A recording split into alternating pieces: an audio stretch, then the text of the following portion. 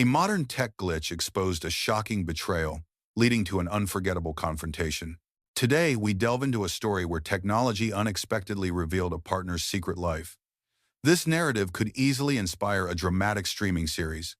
Let's explore it.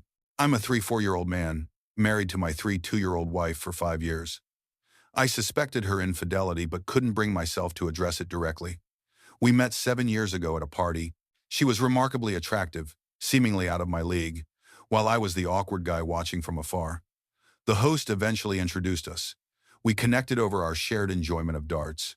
After many platonic outings, a year later, a beer and darts night led us to her bed, starting our relationship. She proposed the following year. She dominates our relationship. I work as a chocolatier. She's a vice president at a large company, working long, late hours. My role is to cook, maintain our home, and work 5 days weekly at an artisanal shop. I earn well, but her salary is over twice mine. She buys our household gadgets, including a new TV streaming box. This device features a screensaver that cycles through images from our Apple photo library. Last week, I returned home from work. The TV, which I'd switched off that morning, was on screensaver mode.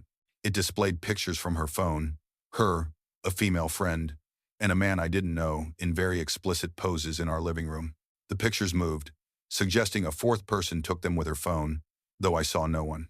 Oddly, she wore a bandage on her right hand, applied that morning for an RSI complaint. I left the TV on, utterly shocked, deciding to wait for her reaction. When she arrived, the specific photos were gone. They haven't reappeared since. I asked if she'd been home, noticing the TV. She claimed she came home at lunch for a forgotten USB stick. I tried to ask about the pictures but couldn't. I lack sexual experience, an introvert with few prior relationships. Our sex life, even for me, is very vanilla. I'd never had oral sex before, and only twice with her, suggesting it usually led to a lecture and no intimacy. Yet, those pictures showed her doing everything she refused with me. Since then, I've tried to confront her multiple times. She's been staying out late for about 4 months, often too tired for any romance, even cuddling. She frequently goes to her office upon returning, coming to bed long after I've slept. Even when we're together, like this weekend, I can't confront her. I fear what I'll hear, what it means for us. I still love her deeply and can't imagine life without her. How do I find the courage? Is there a path forward before it collapses? Before the update, my sincere condolences to the original poster. Multiple people and explicit images suggest premeditated actions. I don't believe your relationship can recover. Normally, I wouldn't suggest texting, but if talking is impossible, text her. State you saw the photos of her with others and need to talk. Consult a lawyer first. She holds significant financial and emotional power. Don't let her manipulate you. All right, for the update. Much to tell. First, I learned about red pill messages. I wish I hadn't. Dozens of relentless messages poured in, like debt letters. Some assume my account, with red in its name, made me a proxy for their views. I am not. I don't think their solutions are any better than the problems they claim to fix. That evening I walked, called lawyers while she was out. It was late, mostly voicemails, but one answered.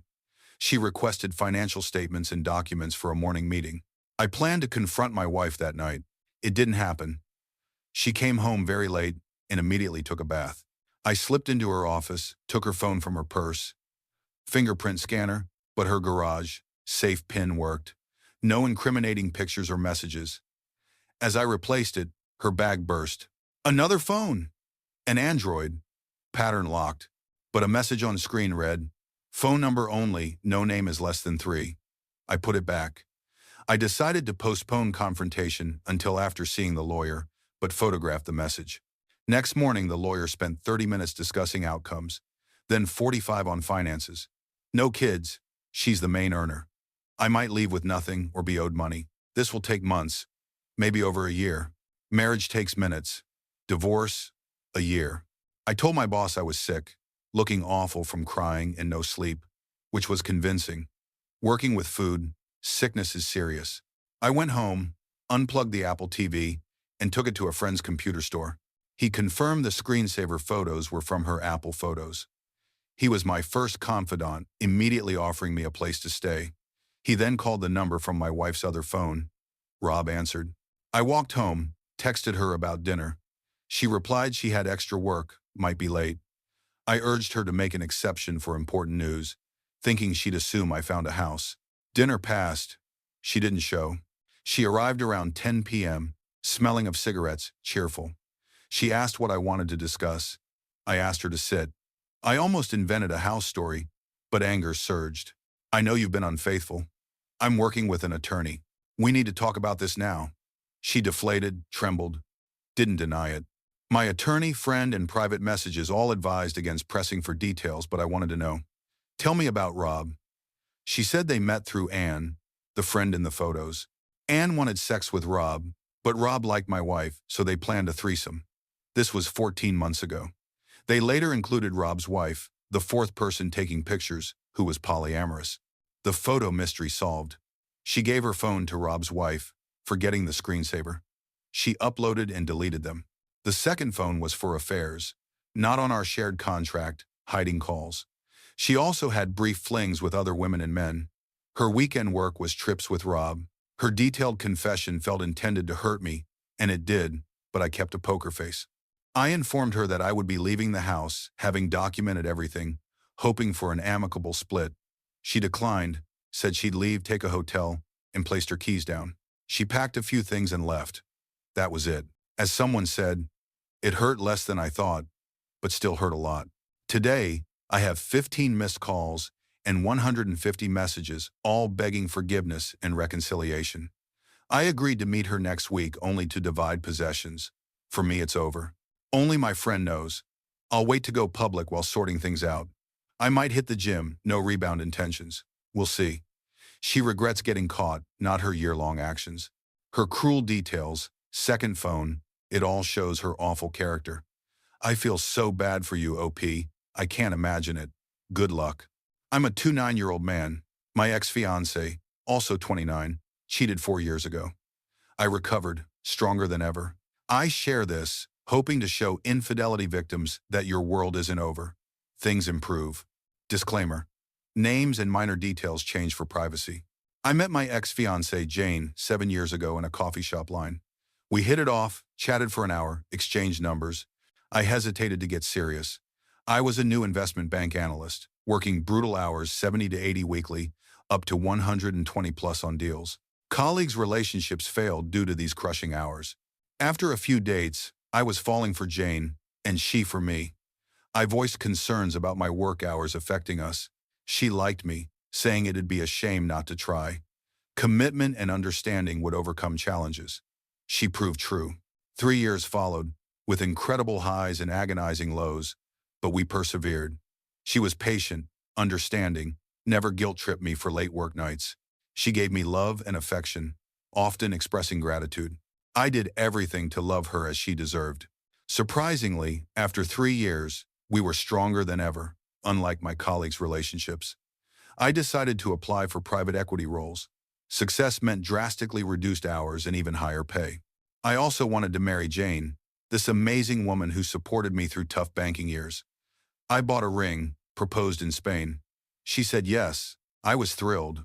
Then, everything collapsed. One day she showered, leaving her phone on the bedside table. I had a slight urge to snoop, with no prior suspicion or gut feeling. I just had an impulse, assuming she'd never know. I snooped, finding an unknown female name in her chats. Clicking, I saw affectionate messages, nudes, even texts comparing my manhood to his. Worse, he seemed taller and more attractive. I'm 5'9", slightly above average looks. I shook violently, felt sick, put the phone down, and went outside for air. My thoughts raced. My first thought, was it my fault? Did she need more love than my work allowed? Pathetic, right? I wanted to confront her, but feared ruining us. I loved her deeply. My thoughts varied. It's not that bad, just texts, no sex, right? Try harder, she'll love you again. 2. How dare she do this disgusting thing behind your back? I decided I needed more proof. I bought a small camera, hid it on a bedroom shelf, activating it before work the next day. That night around 10 p.m., I activated the camera. I saw exactly what I dreaded but expected. Her with the sexting guy. All hope, all love, vanished instantly. I threw up, then immediately left for my best friend Owen's house. I cried harder than ever in my 25 years. Calmed, Owen and I planned over scotch. After I vented, we talked all night. He suggested not confronting her directly or ending the engagement. Instead, act normal until I found a new private equity job and flat. Then, block her everywhere and move out while she was at work. I'd kiss her goodbye, then be gone like I never existed. That would hit her like a truck, he said. I agreed 100%, adding I preferred moving to a new continent, New York, to truly disappear. He'd miss me but supported my choice. I trudged to work like a zombie, but a huge weight had lifted. The next month was the hardest. Being home with Jane, acting normal, was agonizing. I could barely look at her without wanting to hurt her, but I maintained a brave, affectionate facade. We even had sex sometimes, leaving me feeling disgusting and weak. We told everyone we were engaged. When she mentioned the wedding, I lied about work intensifying, needing months to wait. I gave mutual friends and family the same excuse. I broke down in the office restroom many nights, knowing she was likely with her affair partner. It was a miracle I lasted. Staying late at work or walking the city helped.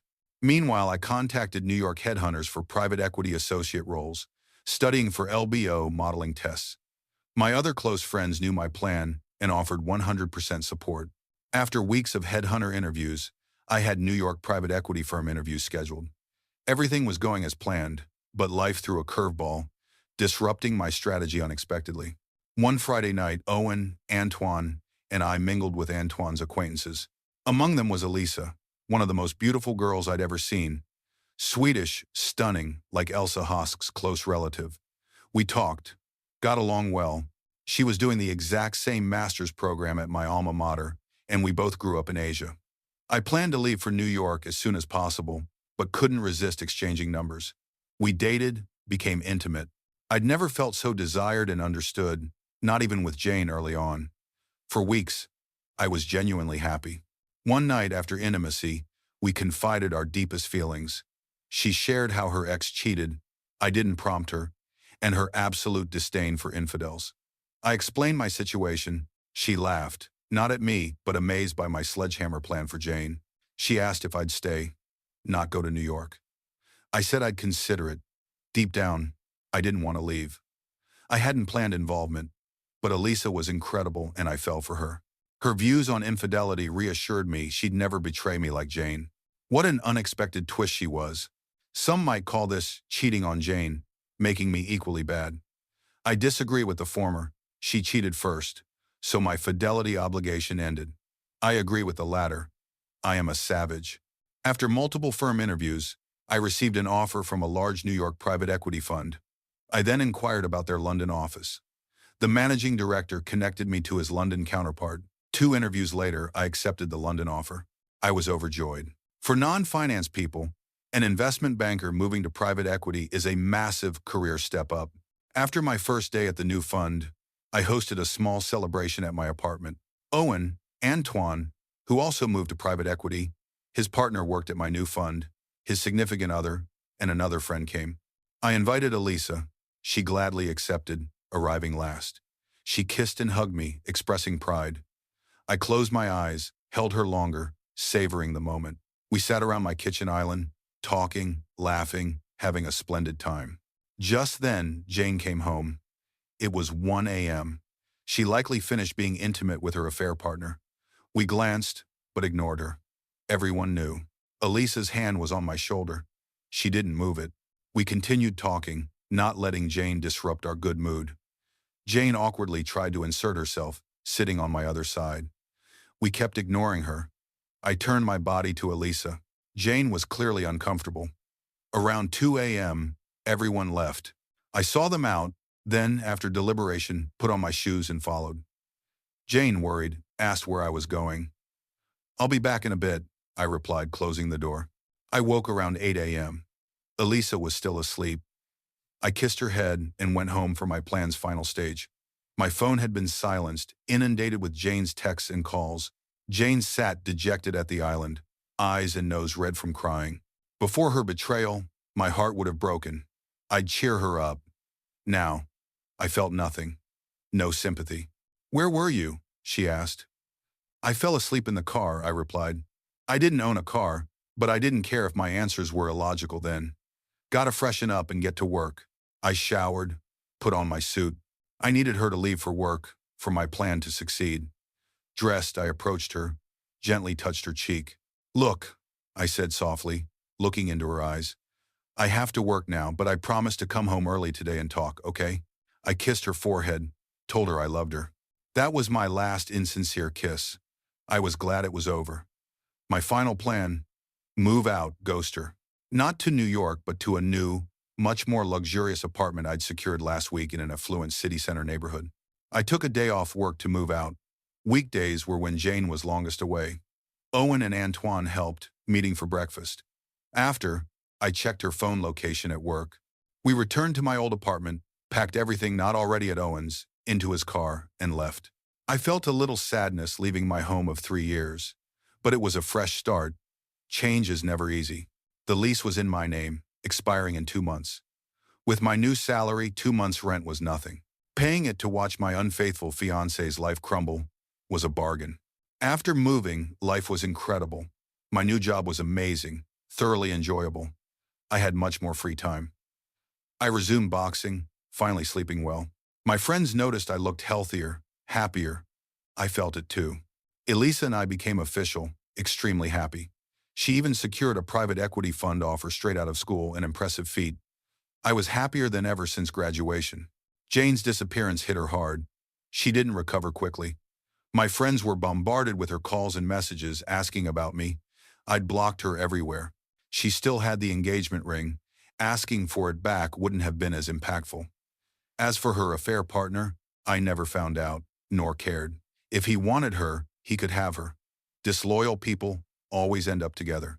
One day at work, after a morning meeting, I walked back to my cubicle. A furious Jane awaited me, blocking my path. She lunged, attacking me, spewing curses and venom, trying to slap my face. I easily deflected her blows.